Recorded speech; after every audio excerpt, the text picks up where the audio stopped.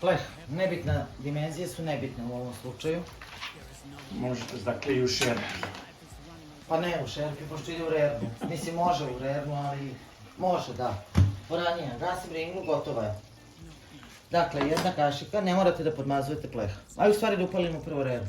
Izvini, molim te. Oprosti, izvini. 200 stepeni i ventilator. Dakle, da mi meso ne bi sletala. Boranija koja se izinstala. Polovinu sipate po dnu. Procenite onako šta je polovina, jel?